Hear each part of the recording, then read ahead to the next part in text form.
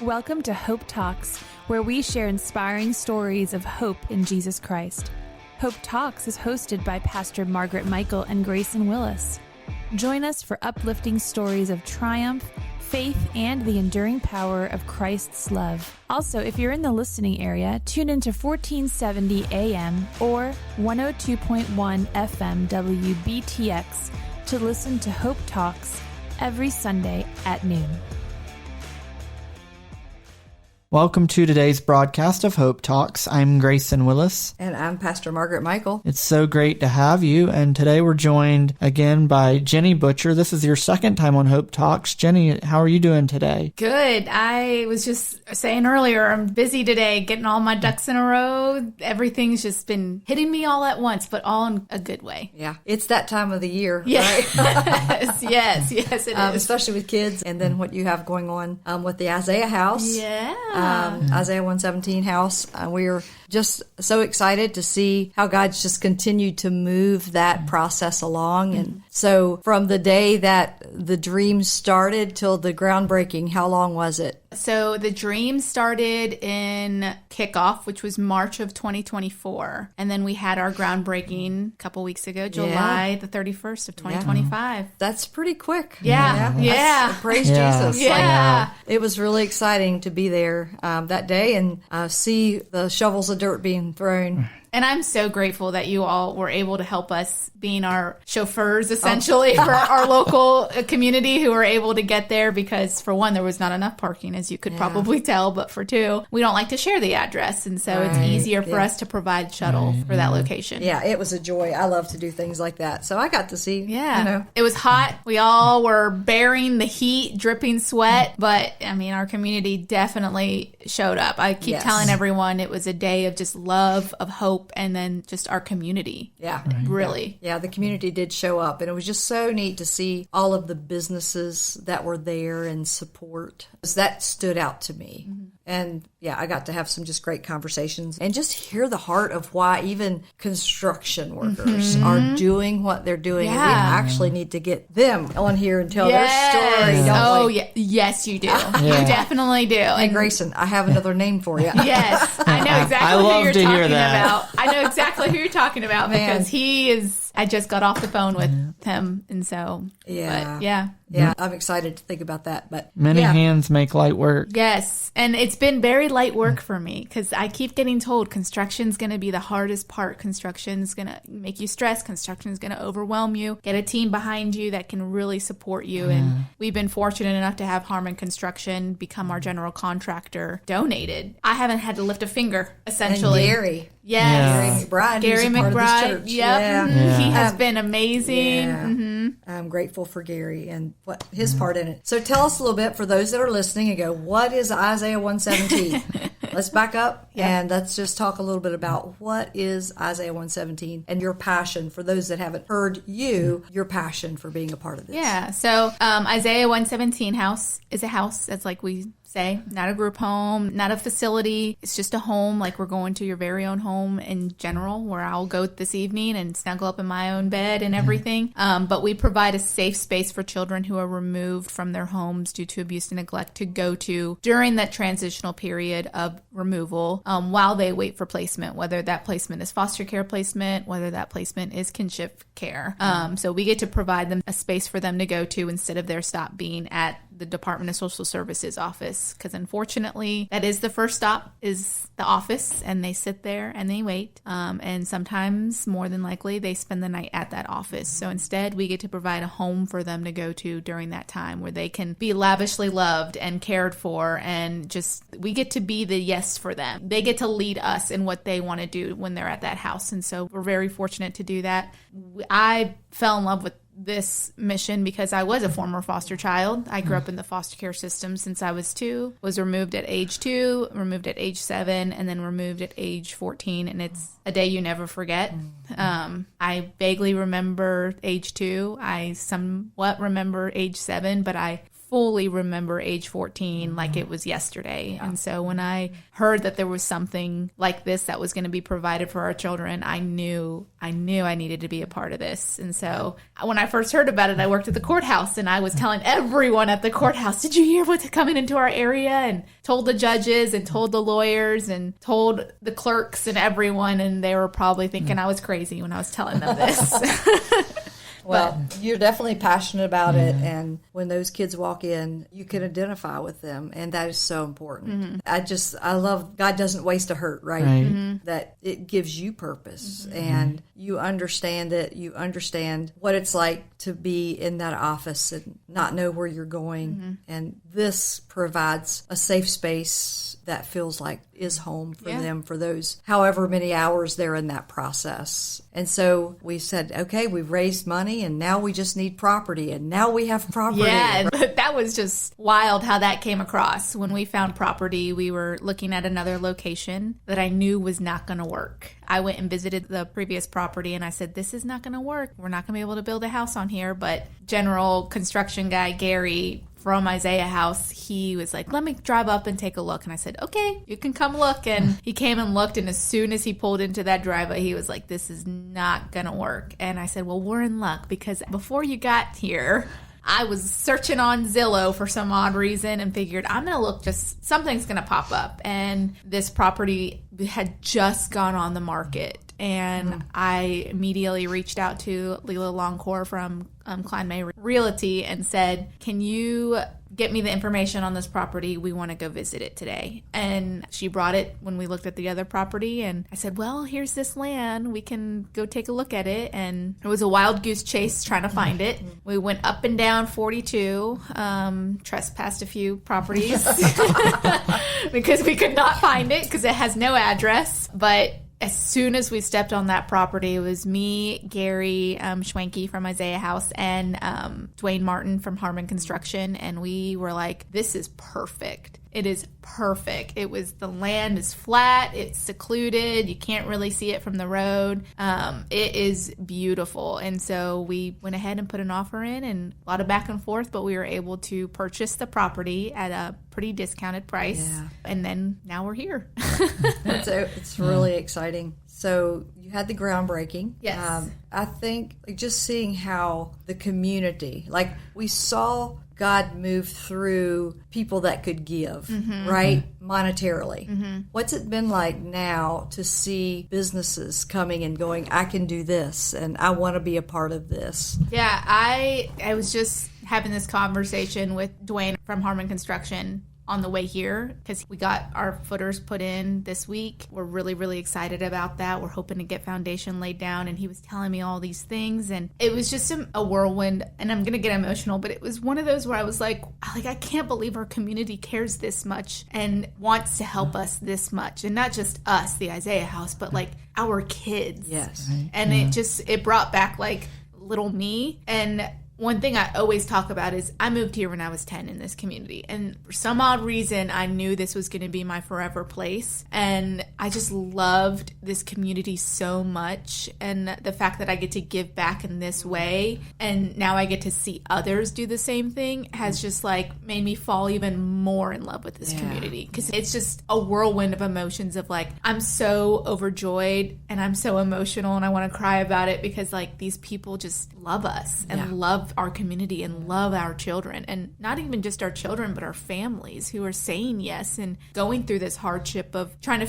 balance life, but also take care of a child just unexpectedly coming to their home, but also our caseworkers who are also balancing life, but taking care of children and figuring out what's best for our kids. And so it's a whirlwind of emotions, and I'm so grateful that I get to live here and be a part of this community. Yeah. And I know the last time we had you on, you had just started with Isaiah 117 House, and I remember talking about how you were an answer to prayer. They were looking for somebody that could be the site leader, the head of it. And now you're talking about all the answered prayers, from raising the money to breaking ground to finding the right property to breaking ground. And So I'm sure it's been a lot of prayer. I was just saying earlier today too that we prayed over a plumbing situation and getting a plumber, and I got good news about getting a plumber, and so I was like, we prayed over that, and God is answering all of our questions. It's been one thing after another that God keeps providing, and we keep praying for, and He knows this house is meant for our community and meant to serve our children.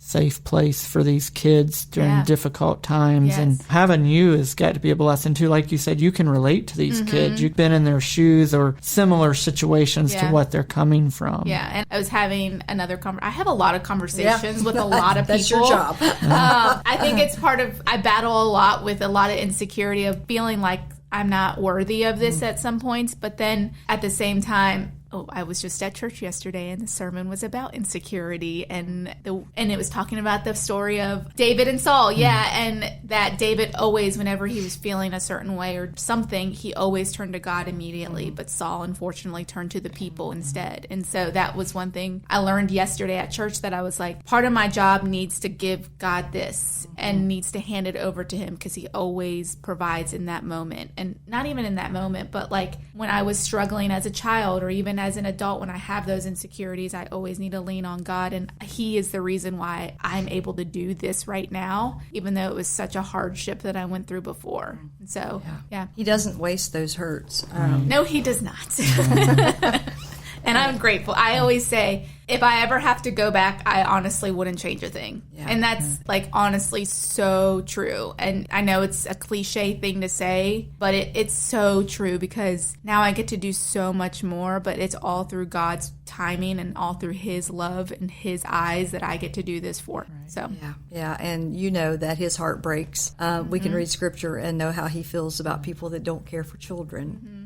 He makes that real clear. And so, I believe this is God's heart, is that children would have a safe place to be. And you have the compassion to make sure that it is just that, a safe place. And like, I was just going back to the groundbreaking a time or so more, I was amazed at the diversity of the community that showed up.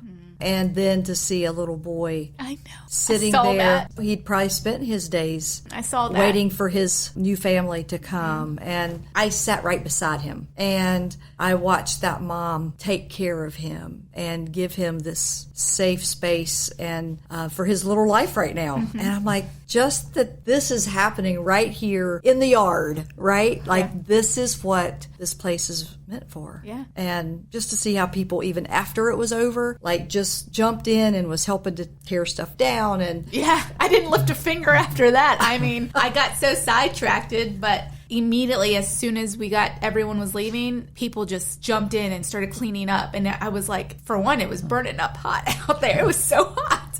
But for two, I was so grateful for that, because my husband, bless his heart, he, unfortunately, whatever has to do with the Isaiah house, he does have to be a part of. And part of that is set up and clean up, whether he likes it or not. And he loves it. I know I could go on about him, because I could not do what I'm doing without him either. But it was going to be me and him and a few other people cleaning up afterwards, because we were the ones that set up. And then immediately afterwards, we just had a crew of people just start putting chairs away, taking tents down. I mean, just getting it all cleaned up. Yeah, it's all a part. Yeah. And I was heading in the direction of your husband, so sorry, Garth. I actually drove up just to make sure that we had everyone that wanted to get back to the where the vehicles were. And so I just jumped out of the van and started helping. And so I got to work with Garth and with Dwayne, and we were just and then with a couple of the other volunteers, and man, we had some great conversation, and I connected deeper with them and got to hear their heart. And first of all, Garth, like, amazing guy. He is an amazing guy. I've known him for a long time. Yes, you have. And it was when I first met him, he was kind of on the fringe. Like at the meal here at the church, and he was here, but he didn't know he had a place. And I can tell you, and I might be wrong, but it seems to me that he has found his place and he does know what he can do. And set up and clean up is one of the important things when you're doing things like this. Somebody has to do it. And I find great joy in those things myself. And so it was just fun to come alongside him that day and help him. Well, he's the one that's been mowing the lawn over there every week. He goes after a full 8-hour shift in the heat, he goes back outside and goes and mows that property every week. And I mean, not even just that. I tell him after the groundbreaking, I kept telling him, like, I am so grateful for him. So grateful for him. And he's always like, no, this is you. You're doing an amazing job. I'm so proud of you, all that. And I said, honey, I genuinely could not do this without you. That's right. I genuinely could not. We are a team, and you pushed me and got me where I am right here. And he's just, I'm so blessed to have a partner blessed. Yeah. I am very, very lucky. Yeah. Well, and that's what God does is we don't usually marry someone who's like us, but they have gifts that complement. And I see that in you all. And I saw him not there doing it because he had to do it, but there was joy. Yeah. That he had joy doing it. And he kept telling me that. He goes, I enjoy doing it. And I was like, okay, I hope I'm just not forcing you all the time. He goes, no, I enjoy it because then it's a time that we get to be together for one. We most of the time don't have our kids with us when we're there doing the work. And it's just, he enjoys seeing me share and talk about this and just be passionate, and he enjoys that. But I'm always like, you are my person. Like, you are the reason why I get to be passionate and share this, and we get to share this together. And so I'm very fortunate, fortunate. Yeah, I've just wanted to say I've just seen him kind of find his passion blossomed. in place. Yes, he has. I have noticed that. Yes, he has. He has blossomed. He's come out of his shell a little bit. He has, because he is very reserved, and he watches and listens and stays behind. And then until he gets really comfortable with you, he's really a really nice guy and a goofy guy. He can be. You just haven't gotten there yet. Well, I think that as we answer the call of God, God continues to grow us and show us places that we can, that He's given us gifts and graces to do what He calls us to do. And so it's good. It also speaks to the importance of, well, Pastor Margaret alluded to this a little bit, but we all have different gifts and abilities and talents, and serving behind the scenes is just as important as serving up front and in front of everybody. And that's definitely what he does and what a lot of our supporters do right now. They do a lot of behind the snes. It's not just me up there all alone. They're my people, and those are the people that have come and showed up at every single meeting, every single event, who have done the admin stuff that I need help with or help me with thank you cards. They are the people who are in behind the scenes and that are making this possible for our community. Yeah. If those volunteers didn't show up, we would really be out of luck. Yeah, I would be overwhelmed, and I would probably not be here right now. I don't know. We'll see. Yeah. So tell us a little bit about the timeline for the Isaiah House. Yes. So we had our groundbreaking on July, and when we have groundbreaking, we have to have all of our permits because we don't want to have groundbreaking and then wait to start construction. So literally the next week after groundbreaking, we started digging up for our footers and working on that. So Harmon Construction, they have a whole schedule of things timeline-wise, but if everything runs smoothly and on time, their goal is by end of April of 2026 to have this house fully open for occupancy. Now, granted, we are having to spend a little bit with our construction if we can't get donated stuff. So even if we have a house fully built at the end of April and ready to be open for children, if we don't have our full budget in our account, we can't open the house. Gotcha. We got to have that operating budget in order to open the house. So we continue to do things like fundraising and stuff, but Harmon Construction, they have done an amazing job on reaching out to subcontractors, to suppliers, to see how they can help make this house possible, whether that's through a donation or through a discounted donation. So Dwayne Martin from Harmon Construction, he keeps sending me we got this, we did this, and I'm like, I'm just overwhelmed by all of our community and the businesses, especially the businesses that you see all around our community, but have supported and been a part of this already. Yeah. So the Lord provides. Yes. Yeah, I've heard it said that He has all the resources in the world. You just have to know how to get it out of somebody's pocket. Yeah, that's true. But we've had some great businesses who've already started and who have just been on board with us. And we hope for more. We pray for more, whether, again, that's through an in-kind donation or a discounted donation. We really, really, we're working hard for that. Yeah. So will all of the construction the painting, the plumbing, all of that, will that be done by the company, or will there be volunteer opportunities even in the house? So with that, I guess like with painting possibly, and maybe like putting up drywall, but not doing the like the harder stuff for drywall that everyone hates doing. There may be opportunities if people know how to do that. We like to make sure that we want to make sure our community gets involved and can help out, especially in the construction phase. So if there's any retired people or anyone who knows anything about being able to do that, we want to allow them and open that opportunity for them. It's just a matter of figuring out the logistics and working with Dwayne Martin to figure out what we could provide for our community to help us with those areas. Yeah. Mm-hmm. So what if someone goes, hey, I can hang drywall, I'm a professional. Who should they call, Dwayne? Yeah, Dwayne from Harmon Construction. He'll be your main contact person. I mean, you could contact me, but I will still send you to Dwayne. Send you to Dwayne anyways. But if you call them and say, I want to speak to Dwayne Martin about the Isaiah 117 house project, he will answer. That's one thing. He will answer for the Isaiah house. He has been a champion for us and has been an amazing supporter on just sharing this mission and seeing the importance of it for our community. So very good. And as far as like if people want to give to the Isaiah house, or maybe it's a business that can donate some stuff, how would they get in contact with you all? So if they want to give tangible or even financially to make sure that we get this house open, they can reach out to me at the Rockingham VA at Isaiah117house.com. So reach out, email that email address, and they can just say, reach out to me, and I'll get in contact with them about that. And they can go online, probably. They can. And you go online, search up Virginia, find your location, because we're the 5th location in Virginia. We just got approved for another location in Virginia, so now it's number 5. We're growing in Virginia. That's awesome. And if somebody maybe they don't use the internet, is there either an address they can mail something to or a phone number that they could call? Not an address, unless you want to send it to Tennessee would be the only address. But a contact number would just be my contact number.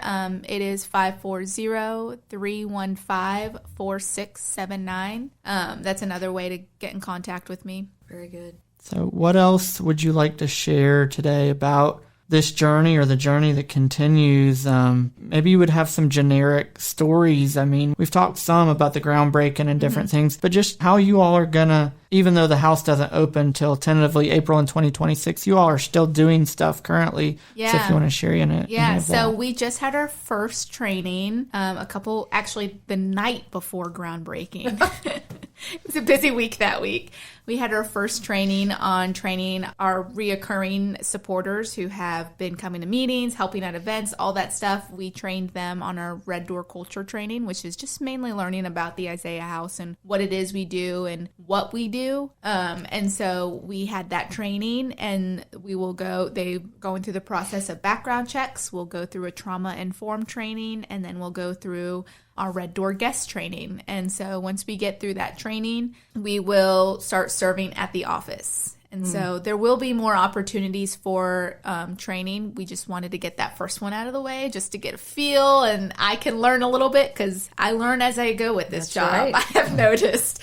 And so once we get that, we're going to start serving at the office, serving at the Department of Social Services and hanging out with kiddos for a while and bringing them goods, bringing packed bags. So. Are you working with them some already? Yeah, so I have been in contact with them. I meet with the supervisors at least once a month just to go over everything with them and to update them because they are on board. We are so blessed because the Rockingham and Harrisonburg department has been so on board and so supportive, and they work their butts off, and so they've been so amazing with us, and we're very, very fortunate for that. And so I meet with the supervisors every once in a while just to go over stuff, but I haven't been reached out as much. I did get reached out to about one removal that they had a while ago, and that one hit me hard.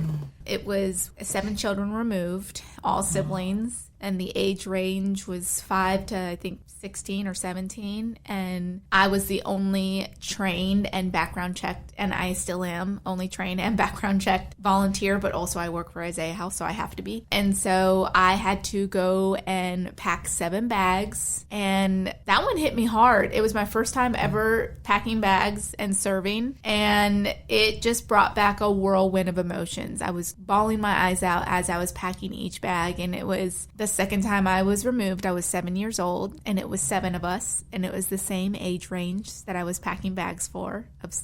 And it just brought back a lot of emotions, and it was hard, but at the same time, I'm going to experience a lot of this hardship at first, but then a whirlwind of just joy, because now I get to help another child who probably would have never experienced getting a bag full of new clothes and toys and makeup and a football and just all this stuff. And so I didn't get to meet the kids. They thankfully were able to find placement for a good amount of them. And so I just dropped off the bags and got to just say, hey, we're here. We got to bring these for the children. And the caseworker took them to the children.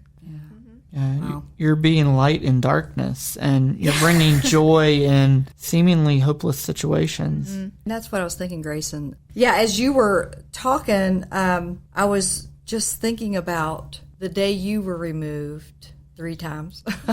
Groundhog Day, right? Yeah. So when that happened, it feels like that the rug is being pulled out, that it's the end of the world.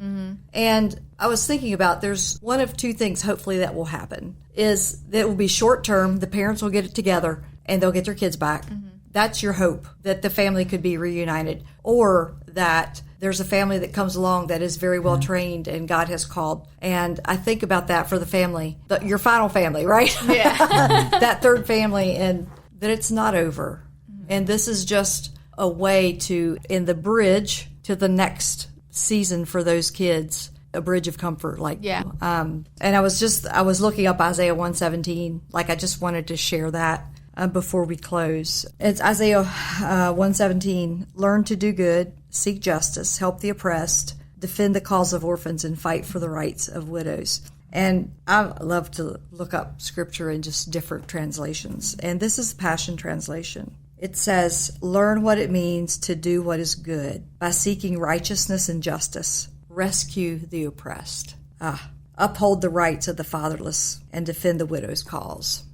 And wow, I don't know what scripture could more encompass what you all, what Isaiah 117 and the vision that Rhonda had in the beginning, right? And thinking about that first day, if you've not heard Rhonda's story, oh my goodness, it's such a good story. But talking her husband into being a parent, a foster parent. And for anybody that's listening today, and the Isaiah House is a great place, and we are so excited to have that in our community. But if God is tugging on your heart to be a foster parent, the difference that can be made in the lives of these kids that are going into this house. And so I would just encourage anyone that's listening today, hey, if that's something that you would be open to, really pray about that and seek the Lord. Yeah, and it's a big need. That's one thing with the Isaiah House, is foster parents is such a big need. It is. And even kinship care, and that's when family members take on the child into their home. And with the Isaiah House, we hope that we can help make that transition a little easier by providing clothes or cribs or beds or car seats or even a meal for a week. Yeah. Just to make that, a little bit easier, but also hopefully bring in more families to want to become foster parents, because they know, okay, I am going to do this and I'm going to say yes to a child, but I am also very fortunate because I have an organization like Isaiah 117 House who's going to help support me to make this easier for me. Yeah. Not easier for me, but easier for us as a family. Yeah. So that way it's not so hard, and we can remember in those hard moments that we will have, because there will be hard moments. Yes. I can attest to that because I test my family so much. I test them a lot.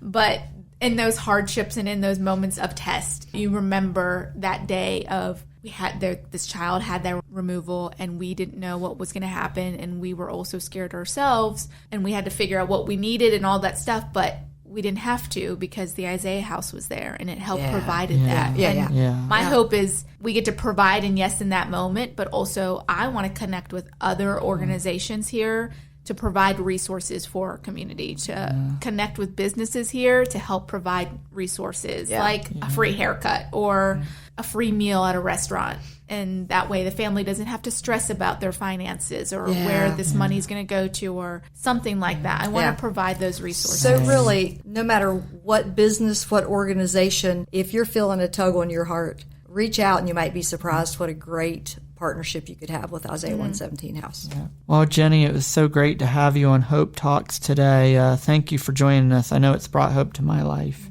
Thank you for listening to today's broadcast of Hope Talks. We pray that as we've talked with Jenny Butcher today about the Isaiah 117 house, that it truly has been a half hour of hope for your life. May God bless. Hope Talks is sponsored by Church of the Nazarene in Harrisonburg in partnership with Sunshine Ministries. If you enjoyed today's episode, make sure to subscribe, rate, and leave a review on Spotify or Apple Podcast. Your feedback helps us spread hope to even more listeners. Stay tuned for more uplifting stories in the next episode.